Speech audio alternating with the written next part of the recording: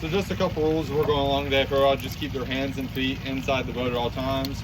We don't want anybody reaching out trying to grab anything today. Also, all of our plant and animal species out here, they are protected species. So we don't want anybody taking anything home with them as a souvenir.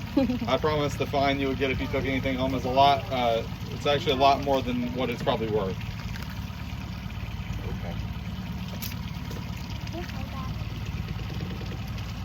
If something jumps in the boat, can we keep it? We'll keep it in the boat for a second. I actually have had a rough green snake fall in the boat one time. Oh no. They are non-venomous as well though, so. If a snake jumps in, this lady's jumping out. Now in this area, y'all pay attention along the edges. We actually saw some little baby alligators. They're about a year old earlier today. So y'all just keep an eye out. That mean mama's close by? That does mean mama's close by. And there's more on the right over here.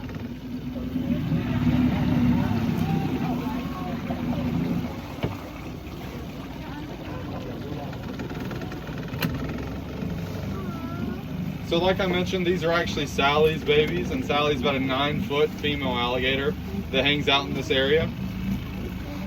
Trail cutting through here. This is an old Timucuan Native American trail.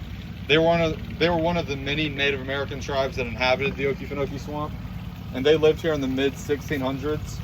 You gotta remember, a lot of the tribes that lived back here were outcasts from tribes of other parts of the country, and they came back here because they figured, who really wants to mess with them if they're all the way back here?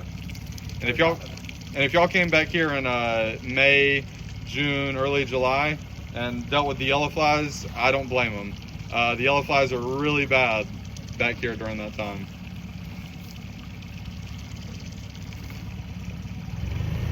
The trail here is when we ran the Indians out of the gold country. Right. Didn't a lot of Indians came down here Right. at that time too, didn't they? So a lot of them kind of went into Florida, and that's why the Seminoles were kind of this conglomerate of a lot of different outcasts of other tribes, because they had nowhere else to go, so a lot of them kind of went into the Seminole Nation.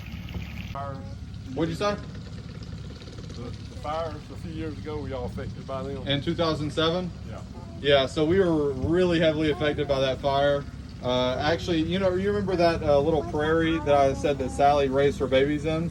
That was actually That wasn't a prairie. That wasn't a prairie. That was used as a fire break. Okay. During that time. So it's nice that Sally kind of repurposed it, but like I said, it was used as a fire break during that time. It actually saved a lot of kind of the buildings of the park. Now, I was told by one of our older boat guides that he said you could actually walk this boat trail right before that fire. It was so dry. And that's why it was so bad, because there was hardly any water anywhere. False windows for insects. So they try to climb out through those, not even realizing there were exits right behind them. So finally the insects will tire out and they'll fall back down to that pool of enzymes where they get digested by the plant. And those are one of our many carnivorous plants we have out here. We also have bladderworts, butterworts, and sundews.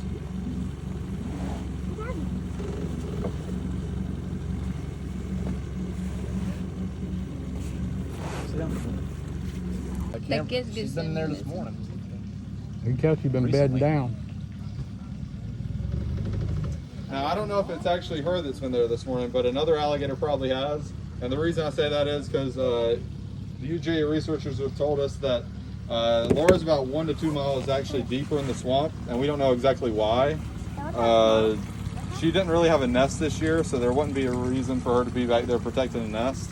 So we're not sure why, but because of that, we've actually seen some of our smaller alligators kind of coming into her territory that we might not usually see.